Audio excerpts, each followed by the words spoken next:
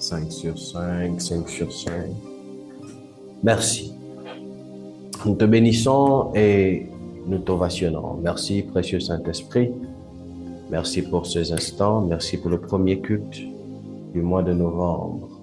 Merci pour le culte de bénédiction. Je prie que tu nous fasses du bien et que tu nous accompagnes durant ces quelques minutes que nous aurons à passer ce soir dans ta présence. Dans le nom de Jésus, Amen. Alors, est-ce que l'Église est là?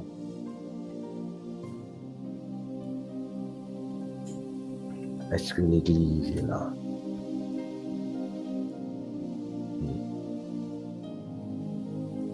Amen, amen.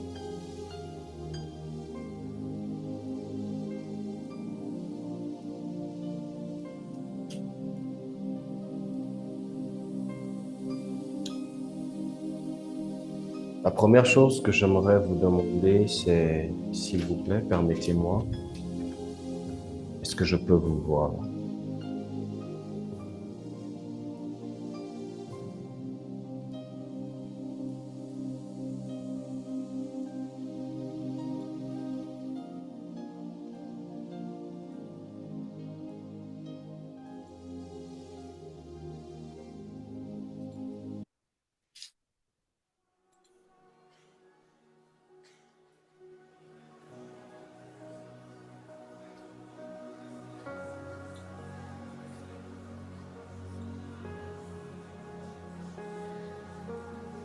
C'est la première chose et merci pour ceux-là qui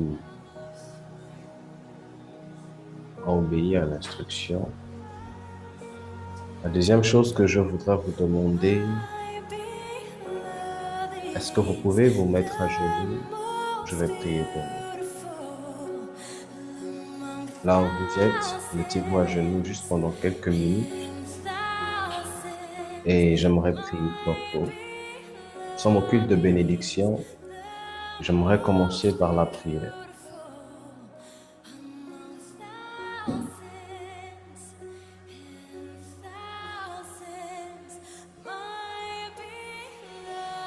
Alors, si vous êtes à genoux, levez votre main droite au ciel. Père, merci pour la grâce. Merci pour l'Église ITS. Merci pour les fils et les filles. Merci pour la merveilleuse famille. Merci pour des enfants que tu m'as donnés dans cette génération, dans cette Église. Je prie pour toutes les personnes sous l'écho de ma voix. Je prie pour toutes les personnes qui s'identifient à moi, qui se reconnaissent en moi d'une manière comme d'une autre. Que en ce jour, pendant que mon cœur est dans la joie, que tu les bénisses. Que tu leur fasses du bien dans le nom de Jésus. Je prie au nom de Jésus que le ciel soit davantage ouvert sur leur vie. Je prie que la bénédiction du Père les accompagne. Qu'il ne manque de rien, ni de jour, ni de nuit. Que le dévoreur ne puisse nullement avoir dans leur vie de la force, au nom de Jésus. Père, veille sur eux, que personne ne s'égare, que ceux qui sont de moi ne puissent point s'égarer, sauf ceux-là qui sont appelés à partir. Je te bénis. Dans le nom de Jésus-Christ, Amen.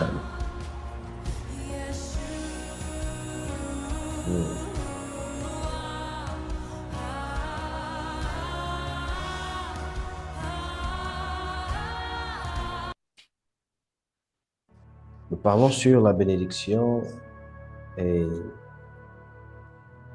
je vais être droit au but, je vais droit au but. Je suis un peu épuisé, je ne sais pas si c'est visible, mais je suis épuisé. Donc ce soir, nous serons très brefs.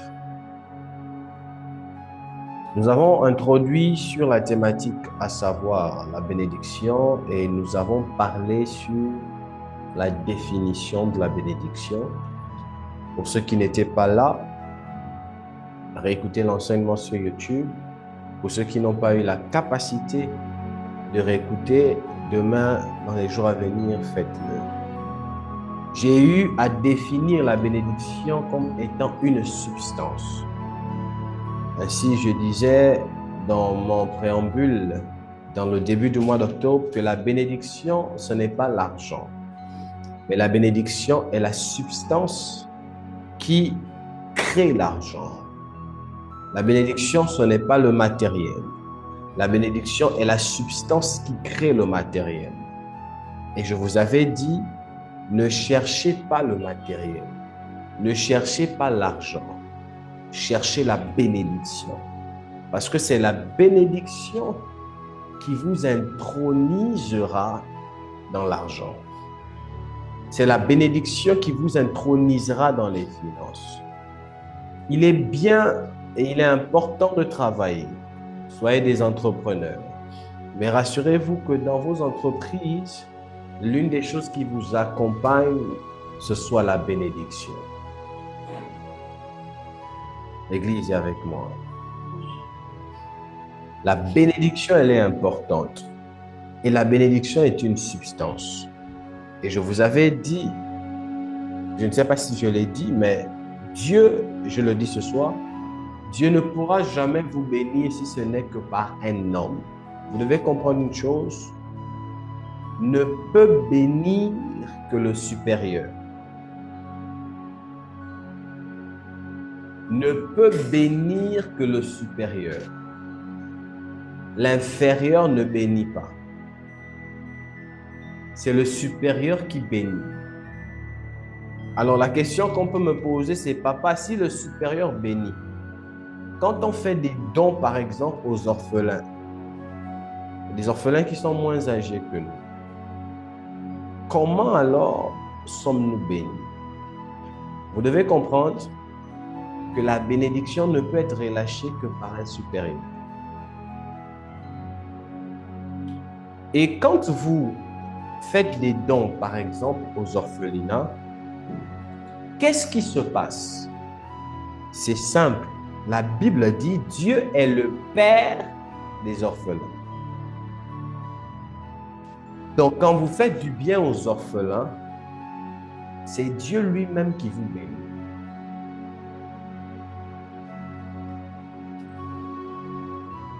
Lisez avec moi.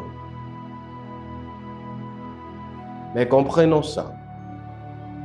Que Dieu bénisse toutes les personnes qui sont assises avec leur Bible, avec leurs mains, avec leur stylo, avec leur cahier et qui prennent note. J'aime ce genre d'attitude et ce sont des bonnes attitudes à développer. Ce sont des bonnes attitudes à développer. Je reprends, il n'y a pas de bénédiction sans supérieur. C'est le supérieur qui bénit. Écrivez ça dans vos cahiers. C'est le supérieur qui bénit. C'est le supérieur qui bénit. Écrivez ça dans vos cahiers. La bénédiction provient du supérieur. C'est une loi. C'est une loi. Donc, et je vais droit au but. Tant que vous ne me voyez pas comme votre père, comme votre supérieur, vous ne serez jamais béni par moi. Aussi longtemps que vous me voyez sur le même pied d'égalité que vous, je ne pourrai pas être une bénédiction pour vous. Je suis terre à terre et je vais droit au but. La bénédiction vient du supérieur. De la même manière, un fils ne peut pas bénir sa mère. Un fils remercie sa mère. Or, un père bénit son fils. J'aime ce que je suis en train de dire. Un fils ne bénit pas la mère. Il remercie la mère. Cependant, la mère, elle bénit le Fils. Au-delà de remerciements, elle bénit le Fils. Je prends un exemple. Maman sort. Quand elle sort, elle trouve une belle chaussure, un beau polo, un beau vêtement. Elle achète pour son fils, elle achète pour sa fille. Quand elle vient, elle amène à la maison, elle remet à l'enfant. L'enfant est content et l'enfant dit merci maman. L'enfant ne dira pas je te bénis, l'enfant dira que Dieu te bénisse. Parce que l'enfant ne peut pas bénir maman. Or, si l'enfant sort, quand l'enfant sort, il voit un beau pagne, il voit un beau téléphone, il voit une belle chaussure, il achète, il amène à maman, maman est contente. Quand maman prend, elle dit, oh merci mon fils ou merci ma fille, sois béni. Maman a la capacité de par sa position de libérer elle-même la bénédiction sur son fils. Or, le fils lui fera appel à Dieu pour bénir sa mère. Il est vrai que la mère peut aussi dire que Dieu te bénisse, mais son Dieu te bénisse est différent que le Dieu te bénisse de l'enfant. Comprenez ça. C'est l'une des raisons pour lesquelles moi, prophète Asaph ML, ou votre homme de Dieu, si vous le voyez comme votre fils, il ne peut pas vous bénir. Si vous le voyez comme votre frère, il ne peut pas vous bénir. Si vous le voyez comme je ne sais pas quoi, il ne peut pas vous bénir. Vous devez le voir comme votre père pour qu'il vous bénisse. Parce que la bénédiction vient toujours du supérieur. Et la bénédiction est une substance spirituelle qui est relâchée par le supérieur, qui est activée par le supérieur, qui est mandatée, permettez l'expression, par le supérieur. Et cette substance a pour obligation d'emmener, de travailler, d'assainir l'atmosphère autour ou dans la vie de la personne duquel la substance est libérée. Donc, si je suis là et je dis, Monia, que Dieu te bénisse, que tu ne manques pas d'argent, la substance que je suis en train de libérer va travailler dans la vie de Monia dans le but de veiller à ce qu'elle ne puisse pas manquer d'argent.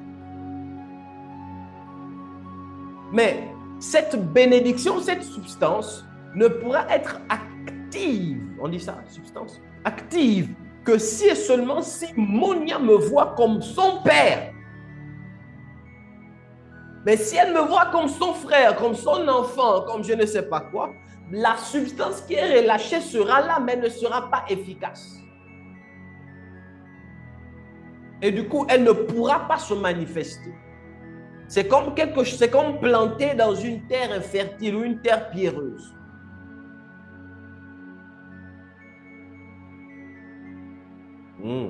J'aime ce que je suis en train de vous dire. Très important.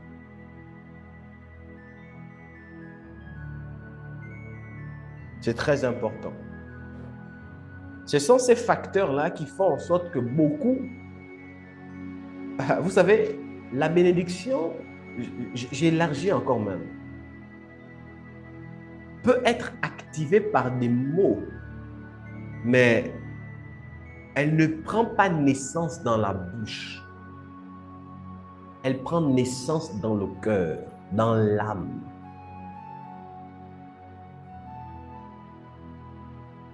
Écrivez ça. It's very powerful.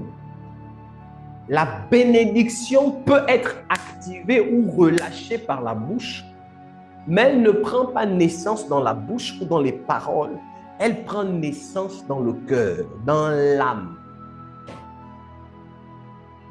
Donc, quand vous lisez les textes, Isaac dit, je veux un mais, que mon âme se réjouisse et qu'elle te bénisse.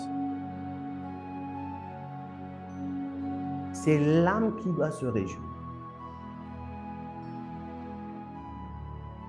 Et c'est un peu l'enseignement sur la bénédiction, pour ceux qui sont à jour, vous allez comprendre que l'onction et la bénédiction parfois ont des mêmes principes qui les mettent en mouvement. Pour que l'âme puisse se réjouir à ton égard, il faut l'obéissance, il faut le respect, il faut l'honneur. Ce sont ces choses-là qui activent l'âme de l'autorité qui est censée nous bénir. Ou qui stimulent l'âme de l'autorité qui est censée nous bénir.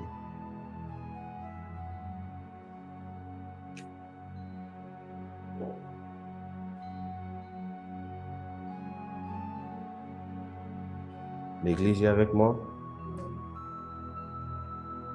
C'est vraiment important.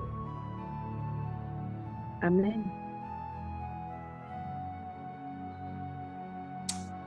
C'est important. Et ce sont ces petites choses qui font toute la différence. Ce sont ces petits principes qui font toute la différence. Ce sont ces petites choses qui semblent en fait, elles semblent être petites, mais en réalité, au fond, elles ont un impact très drastique. Parce que, écoutez très bien, vous pouvez être chrétien. Du 1er janvier au 31 décembre, vous êtes à l'église, vous vous enjaillez. Mais si vous n'appliquez pas les principes de la bénédiction, vous ne serez jamais béni. Il est possible, excusez-moi, de prier dans une église, mais d'être maudit. C'est possible. Si tu pries dans une église et excusez-moi, ne soyez pas bornés. Ne suivez pas ceux qui vous disent Dieu voit le cœur. De toutes les façons, c'est Dieu. Je peux me repentir, demander pardon à Dieu. Ah, on ne suit pas les hommes, on va chez Dieu. Ah, n'écoutez pas ce genre de paroles, de propos. Pourquoi? Parce que si on ne considérait que Dieu n'est pas les hommes, et ça je vous le dis à chaque fois, Dieu n'allait pas nous soumettre sous l'autorité des hommes. C'est la première chose. Vous pouvez être chrétien, dormir avec Dieu, vous réveiller avec Dieu. Si vous commettez une gaffe et que votre Père vous maudit, même si vous priez Dieu, Dieu va vous répondre, Dieu va vous parler, mais la malédiction sera sur vous. L'Église me comprend ici? La malédiction sera sur vous. Dieu ne va pas enlever la malédiction là sur vous. Dieu va vous aimer. Vous allez prier pour les malades seront guéris. Il y a des hommes qui sont sur cette terre-là, même les hommes de Dieu, qui prient pour les malades sont guéris, qui prophétisent, mais ils sont maudits. Il y a des hommes sur cette terre-là, tu les vois, machin, mais ils sont maudits. Et quand la malédiction se manifeste dans la vie d'un individu, la personne peut se marier, la personne peut faire tout, mais il y a un domaine dans lequel ce sera difficile. Ça va être compliqué. La malédiction parfois agit comme la sorcellerie. La malédiction agit parfois comme la sorcellerie.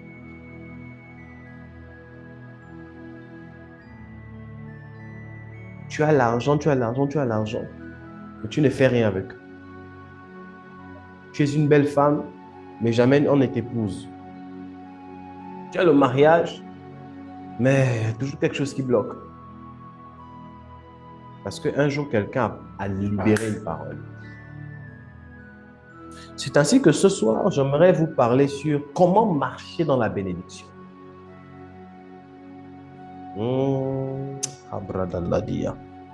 Ce soir, j'ai introduit une nouvelle série sur comment marcher dans la bénédiction.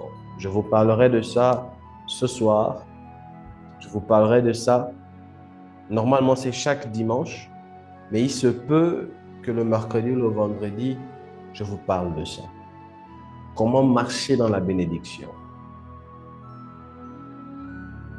Donc, comment marcher dans la bénédiction?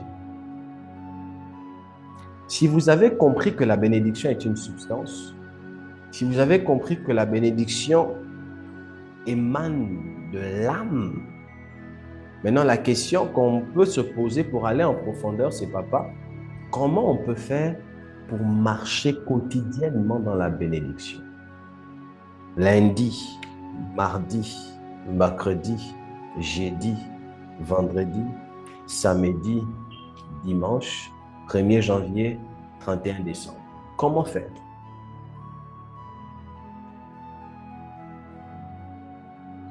Écrivez.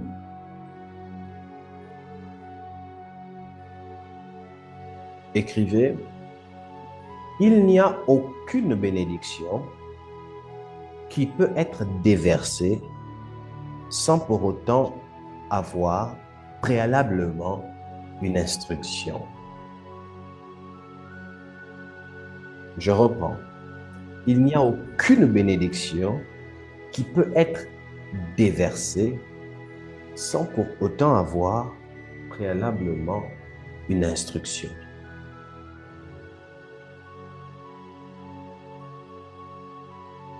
Autrement dit, il n'y a pas de bénédiction sans instruction.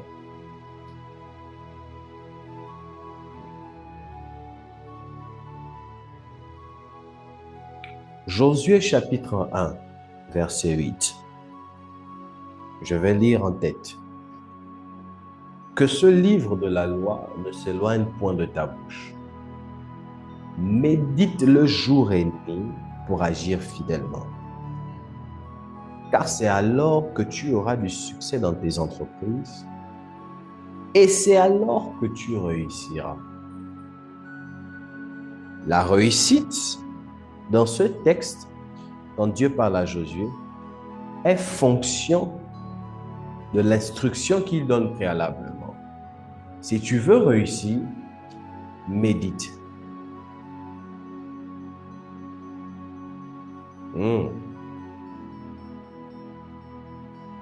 Si tu veux réussir, lis-la. Le livre de la loi. Mange le rouleau. C'est l'instruction.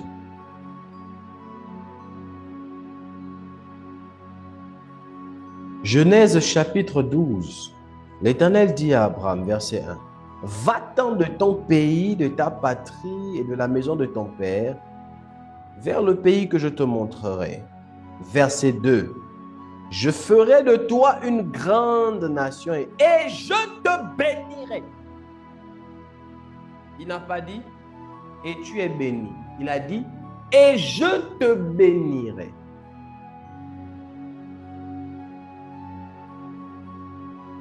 Je rendrai ton nom grand. Il n'a pas dit « je rends ton nom grand ». Il a dit « je rendrai ton nom grand ». Deviens donc une source de bénédiction. Je bénirai ceux qui te béniront. Je maudirai celui qui te maudira.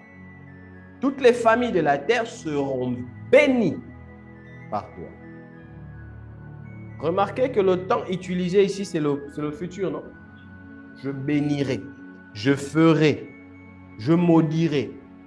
Ce n'est pas le présent. Comme pour dire que les choses que je ferai sont conditionnées par l'action que tu dois faire. Et quelle est l'action que tu dois faire? L'instruction, c'est quoi? Laisse ton pays, laisse ta patrie, sors de la maison de ton père et de ta mère. Si tu sors, je rends ton nom grand. Si tu sors, je te bénis. Si tu sors, je te rendrai prospère. Et si tu ne sors pas, alors tu ne pourras pas vivre tout ce que j'ai eu à dire. En d'autres termes, il n'y a pas de bénédiction sans instruction. L'instruction est l'étape préalable qui introduit le fils ou la fille ou l'individu dans la bénédiction. Mais qui parle de l'instruction parle aussi de l'obéissance. Donc, ça voudrait aussi dire qu'il n'y a pas de bénédiction sans obéissance. Et pour ceux qui sont à jour, quand on a parlé sur l'onction, je vous ai dit, L'obéissance, ce n'est pas l'exécution de la tâche, c'est le cœur dans l'exécution de la tâche. Donc, regardez comment dans le règne spirituel, tout est lié.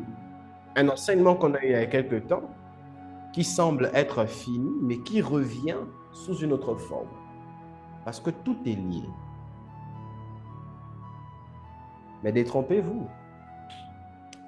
Qui parle aussi d'instruction, introduit une notion qui est importante, qu'on appelle le service. Il n'y a pas de bénédiction aussi sans service.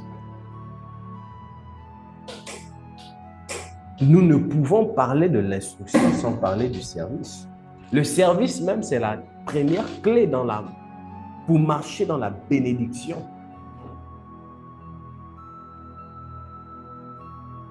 C'est dans le service que l'on retrouve l'obéissance. C'est dans le service que l'on retrouve l'instruction. Comment marcher dans la bénédiction? Il faut l'instruction. Comment avoir l'instruction? Il faut le service.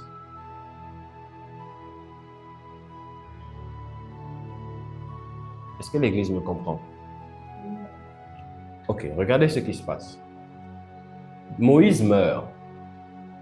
Dieu suscite une nouvelle personne pour diriger le peuple d'Israël. Et la nouvelle personne qui suscite, c'est qui? C'est Josué. N'est-ce pas? C'est quand Josué a commencé à être au service de Dieu en servant le peuple que l'instruction est venue. Josué 1:8. Médite ce livre de la loi. Regarde. J'aime ce que l'Esprit de Dieu est en train de me dire ici. Est-ce que l'Église comprend quelque chose? C'est quand Josué, il y a eu un manque, il y a eu un vide. Leïla, il y a eu un vide, il y a eu un manque. Josué est le successeur de Moïse. Et quand Josué prend la succession, Dieu maintenant vient donner l'instruction à Josué. Donc, c'est quand Josué a commencé le service que l'instruction est venue. L'instruction, c'est le chemin qui nous montre, permettez-moi la tautologie, la voie vers la bénédiction. L'instruction, c'est la ligne directrice qui nous emmène vers la rencontre de notre bénédiction. Mais il est rare d'avoir des instructions, je dirais quasiment impossible d'avoir des instructions sans pour autant préalablement servir. Parce que les instructions sont pour ceux qui servent. Écrivez ça. Nous, la première clé pour vivre dans la bénédiction, c'est le service.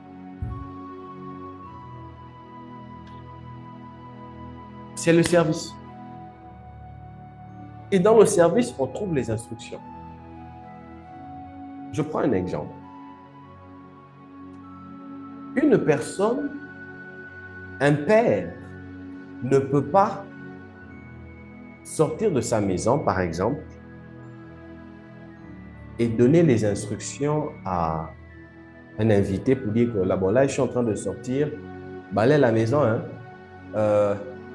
lave les assiettes. Oh, c'est l'invité. C'est impossible. Une mère ne peut pas sortir et laisser sa maison à un inconnu. À un étranger, ce n'est pas possible. Mais qu'est-ce qui se passe? Quand la maman sort, quand le papa sort, on donne l'instruction à ceux qui servent. Quelles sont les personnes qui servent? Ce sont les enfants. Quand maman sort de la maison, elle dit aux enfants, écoutez, ma cuisine, pas de saleté, nettoyez ici, faites sortir ça, préparez ça, faites comme ça. Quand je reviens, il faudrait que la table soit prête. Faites à manger à votre père, repassez comme ça ici, balayez ici, essuyez ici. Dans certaines maisons, on donne les instructions à la bonne ou à l'homme de main. Parce qu'il y a aussi des hommes. On les appelle comment même? Il y a une expression là qui qualifie les hommes de ménage. Donc, on donne des instructions.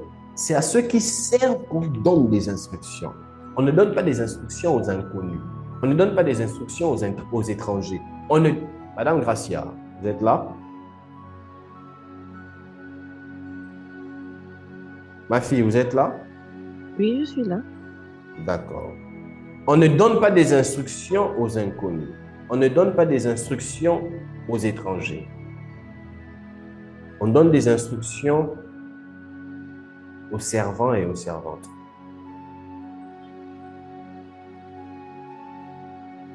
Hmm. Ça va, Église? C'est la raison pour laquelle, à un moment donné, Jésus dit aux apôtres, si quelqu'un veut être grand, qu'il soit le serviteur de tous.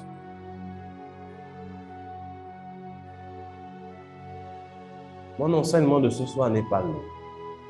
Vous voulez vivre dans la bénédiction? Servez. Et je crois le vendredi, c'est vendredi qu'on a parlé même sur le service. Je vous ai expliqué, quand je vous dis servez votre homme de Dieu, qu'est-ce que ça veut dire?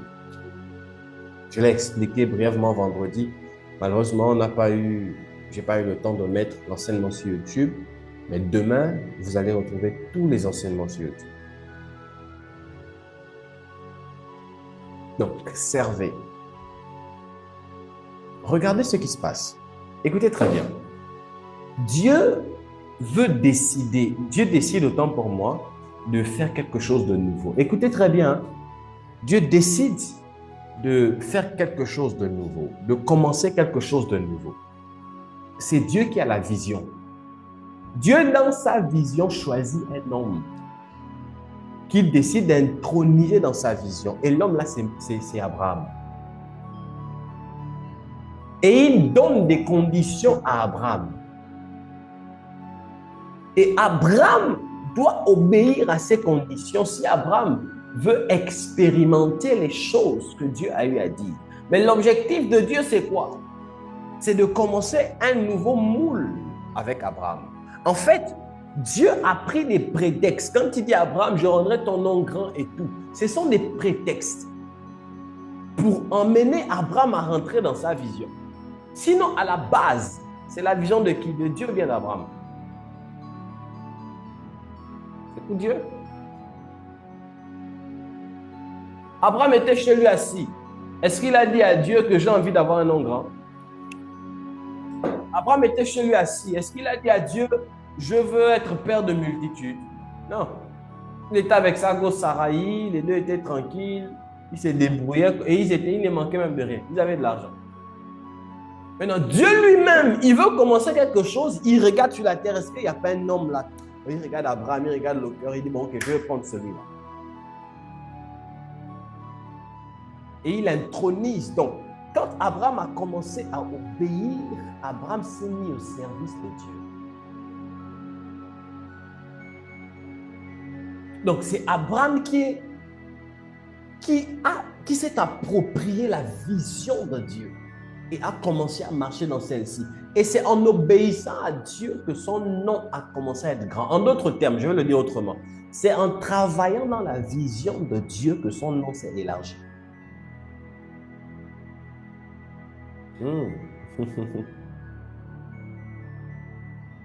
Est-ce que l'Église me comprend ici? Le service se fait dans la vision de quelqu'un. Nous tous là, on travaille dans la vision de quelqu'un. Même moi, votre père, je travaille dans la vision de quelqu'un.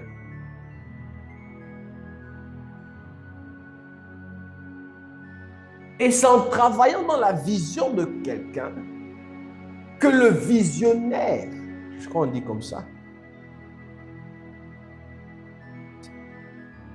nous élève.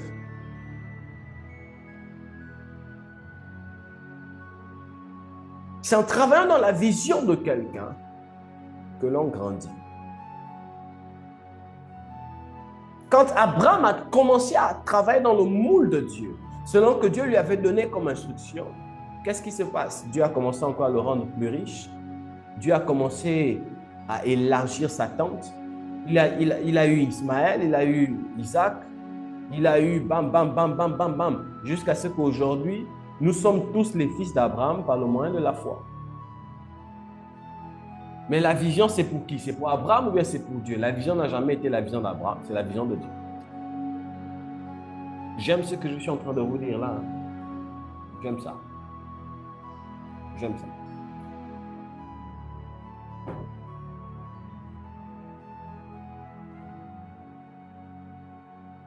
Est-ce que vous me comprenez, Église?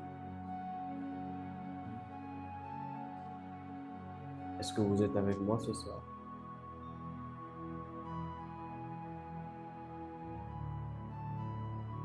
Comment marcher dans la bénédiction, Béatrice? C'est simple. Mettez-vous au service. Travaillez dans la vision dans laquelle Dieu vous a donné, dans laquelle Dieu vous a mis, à laquelle Dieu vous a donné. Suivez les instructions reliées à cette vision. Dieu a dit à Abraham, va-t'en de ton pays, de ta patrie et de la maison de ton père, vers le pays que je te montrerai. Et regardez le verset 2, je ferai de toi une grande nation et je te bénirai, je rendrai ton nom grand. Les propos que Dieu a eu à dire à Abraham, ce sont les mêmes propos que moi je vous dis à ITS. À ITS, je vous dis quoi? Je vous dis, cette église est une église de milliardaires. Mais ne pourront atteindre cette dimension de milliardaires que ceux-là qui obéiront à l'instruction. Et quelle est l'instruction ici? Parfois, je vous dis, si vous écoutez les enseignements, vous les appliquez, vos vies ne seront plus les mêmes. De la même manière dont Dieu a dit à Abraham, si tu laisses ta patrie, je rendrai ton nom grand. Moi, je vous dis, étant envoyé par Dieu, si vous faites ce que je vous dis, vous atteindrez ce que je vous ai dit au départ. Est-ce que l'Église me comprend? En d'autres termes, Amen. vous devez travailler, vous approprier une vision. Et c'est seulement à cet instant-là que vous allez commencer à vivre. Si Abraham n'avait pas fait ce que Dieu lui avait dit, Abraham n'allait jamais obtenir ce que Dieu lui a dit. Vous devez comprendre une chose, tout homme de Dieu a une grâce reliée à son ministère. Et quand moi je vous dis, si vous obéissez à la parole, si vous faites ce que je vous dis de faire, que ce soit par les enseignements ou en privé, vous venez me voir, papa, j'ai envie de faire ça, je vous dis, faites ça, faites ça, faites ça. Par Dieu, où on discute, on va ensemble dans une voie. Vous le faites par la foi, avec l'assurance que Dieu vous a parlé. Vous n'aurez guère le choix que de commencer à rentrer dans la dimension de prospérité qui est rattachée à cette église. Dis à quelqu'un, si je veux être béni, je dois servir. Dis-le à une personne, si je veux être béni, je dois servir.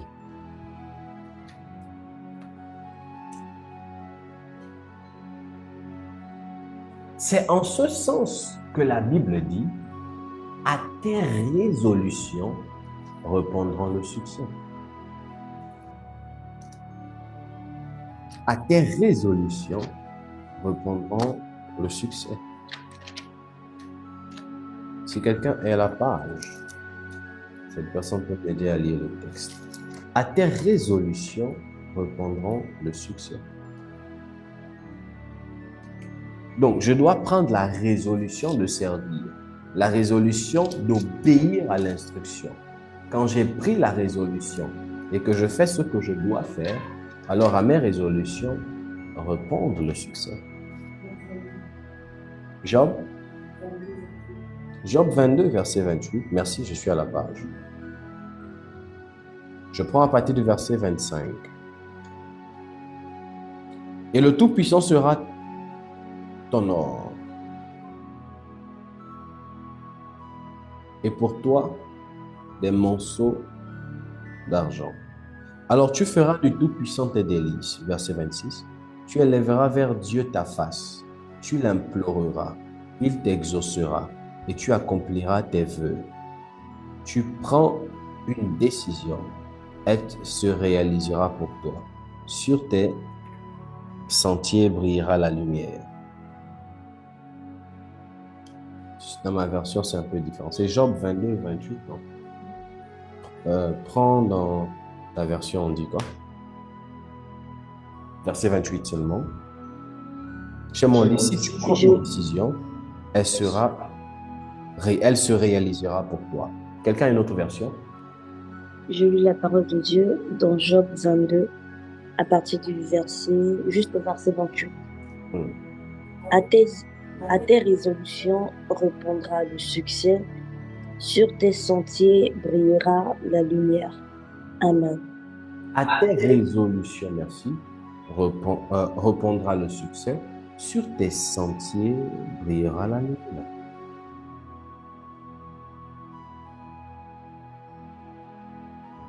Mais plus loin, on a dit, tu feras du Tout-Puissant tes délices.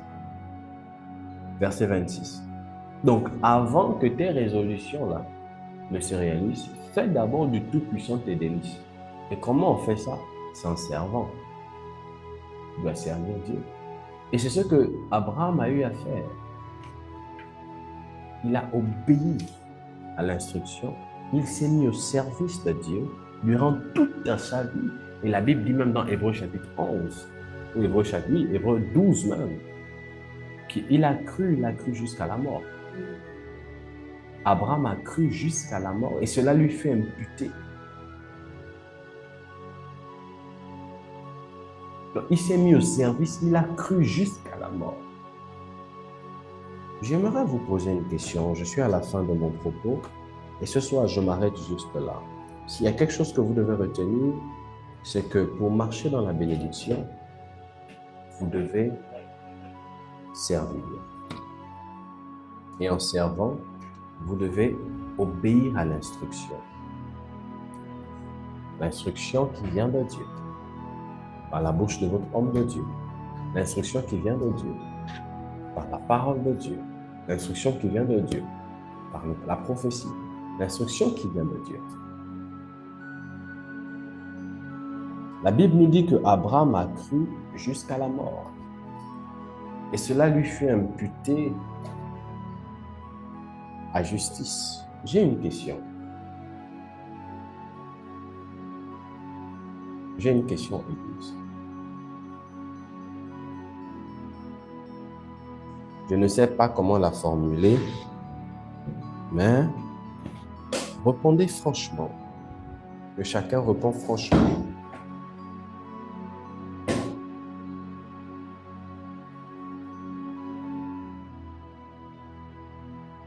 Qui ici, dans cette église, Élise, ma fille, je suis content de te voir. Sois bénie. Qui ici, dans cette église, croit ou est capable de croire en moi jusqu'à mourir, littéralement, dans le sens propre du terme?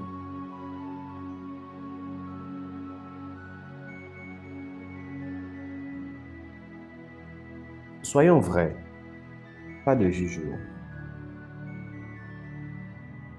Tu crois à ton Père spirituel jusqu'au point où tu dis, bon, je crois que c'est un don de Dieu. C'est Dieu qui nous a donné cet homme. Et je mets ma foi en lui jusqu'au point où je peux mourir pour lui. Je peux mourir sur la base d'une parole qu'il a déclarée parce que je vais m'attacher à ça jusqu'à ce que Jésus revienne ou jusqu'à ce qu'il me prenne. Si vous ne répondez pas aussi, c'est pas grave. Je comprendrai.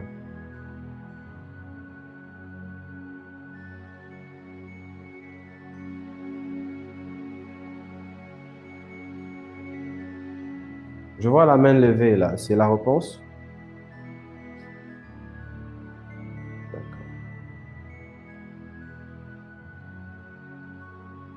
Que Dieu vous bénisse.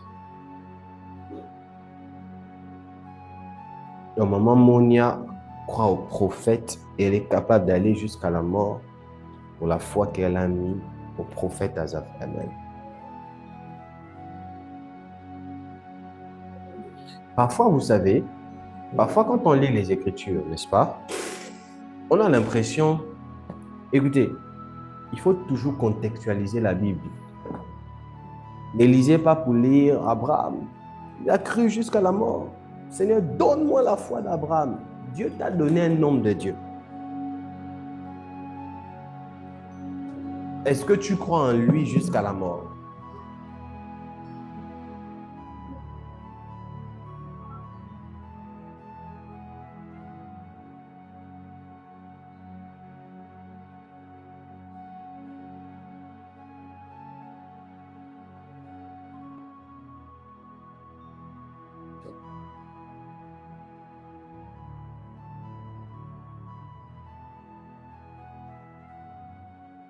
Vous devez croire. C'est important. Je n'ai pas dit, vous devez m'adorer. Ce n'est pas la même chose. J'ai dit, vous devez croire. Tant qu'on est toujours dans la parole de Dieu, tant qu'on est toujours dans la direction divine, croyez aux paroles. Croyez en votre homme de Dieu. Je vous explique une chose. Quand je dis croire en son homme de Dieu ou croire en moi jusqu'à la mort, je fais allusion au fait que vous croyez que non seulement je suis un don de Dieu, c'est Dieu qui m'a oint pour vous, et vous croyez que tout ce qui vient de moi, ou du moins tout ce que je vous dis, c'est Dieu qui parle au travers moi pour vous. Et vous prenez ces paroles, vous y mettez la foi jusqu'au point, au niveau de la mort.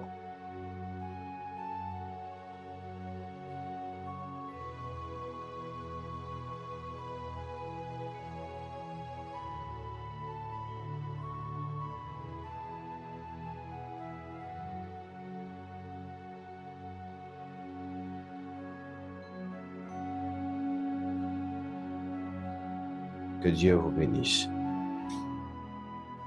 Ça devient compliqué. Hein? Il y a des gens qui se posent la question, Daddy, là, il est déjà en train de nous enseigner quoi ici? Des choses où des fois, il nous demande de croire en lui, là. Là, il ne va pas nous demander autre chose. Mais ce sont les principes. Ce sont les principes. Ah, Église, vous êtes chez vous comme ça, là, tu es chez toi avec Maman Monia. Tu es chez toi avec ton mari, déjà que tu viens fraîchement de te marier, il n'y a même pas encore 5 ans. Donc, tu es là avec ton bébé, ton chou-bébé, bien comme ça, là, en train de jouer avec l'enfant, de regarder un film, bien. Vous avez mangé un bon repas, bien. En France, là-bas, vous êtes. Quelqu'un cogne dans votre porte, gou, gou, gou, gou, gou, gou, gou, gou. Vous ouvrez la porte comme ça, ils sont armés jusqu'aux dents. On pointe le fusil sur toi, ton mari à côté, ton enfant est là. Est-ce que tu crois que le prophète Asaph ML, c'est un serviteur de Dieu? Oui ou non? Si c'est oui, on te bute. Tu vas au ciel. Ton mari commence déjà à te dire, bébé, tu sais que tu as un enfant. Pense à l'enfant, chérie. Pense aux entreprises, les projets. Et la voix commence, hein, maman Julie, la voix commence à dire, Dieu pardonne. Si j'ai dit non, après je me réponds. Parce que Dieu voit le cœur.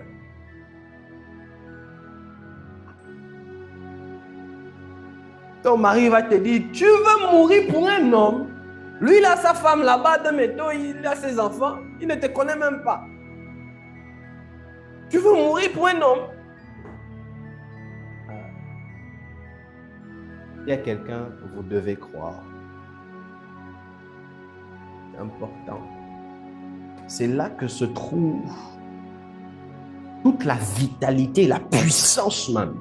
C'est là. C'est là.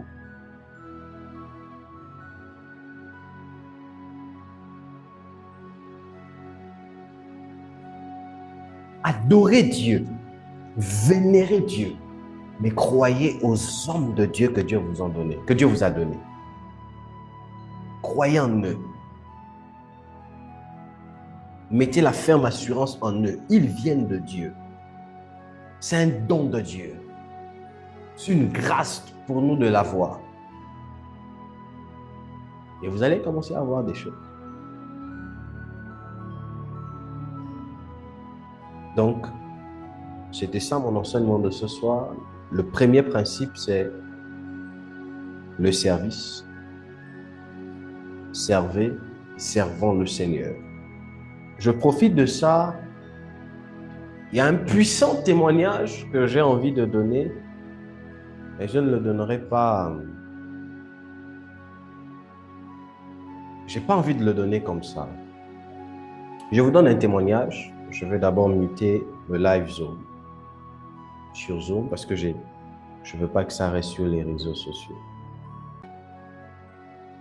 Chaque anniversaire, j'ai l'habitude de m'enfermer, de prier Dieu. Mais cet anniversaire a été particulier parce que quand je suis arrivé dans l'appartement où on m'a mis pendant un moment, je suis allé dans ma chambre.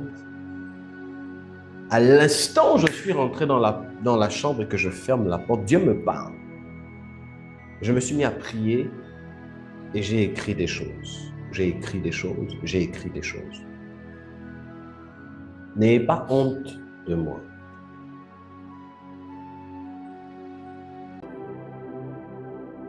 Qui a permis que nous puissions comprendre ces choses. Je te prie, en cette nouvelle saison, en cette nouvelle ère, donne-nous d'entretenir la flamme, d'entretenir le feu et de monter encore davantage. Dans le nom de Jésus. Amen. Prenez vos offrandes. Je prierai pour les offrandes et je prierai pour la fin également. Alors, j'ai une annonce. Nous avons un programme qui se déroulera du 22, si je me trompe, qu'on me corrige, le secrétariat, c'est rapidement si je me trompe. Mais je crois que c'est du 22 au 24. Donc, c'est un programme prophétique. C'est une invitation d'un frère, c'est un homme de Dieu, c'est un frère. Ça va se faire sur Zoom. Donc, la fiche sortira très bientôt dans la semaine. Et voilà, soyez là et préparez vos offrandes aussi. Quand on nous invite, que ce soit ici ou ailleurs, il faut toujours avoir une offrande, très important. Il y aura des grâces, il y aura des hommes de Dieu. Voilà, en tout cas, soyez très nombreux et Dieu nous fera du bien. Ça va être un programme prophétique en ligne. La fiche sortira d'ici là.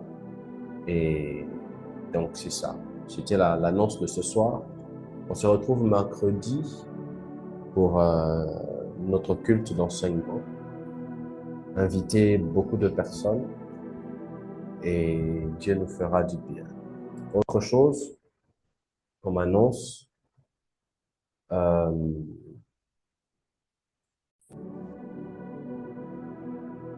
Donc, je pense que c'était ça. Inviter beaucoup de personnes et Dieu nous fera énormément de bien. Donc, vous avez votre offrande, prenez votre offrande. Prenez votre offrande, nous allons prier. Donc, vous connaissez tous les moyens d'envoi. Alors, Père, je bénis ces offrandes. Merci pour ceux-là qui ont donné, qui sont venus se connecter à la bénédiction. Je prie dans le nom de Jésus que tu répondes à leur situation, à leurs problèmes et que leur grenier ne manque de rien. Elohim, c'est avec un cœur plein de reconnaissance que je te dis merci. Merci pour les fils et les filles de la maison. Propulse-les encore davantage. Que l'honneur et la gloire te reviennent au nom de Jésus. Amen, amen, amen. Alors, envoyez vos offrandes comme vous savez le faire, par les canaux qui vous sied, et Dieu nous fera du bien. Alors, dernière chose que j'aimerais dire avant qu'on se sépare,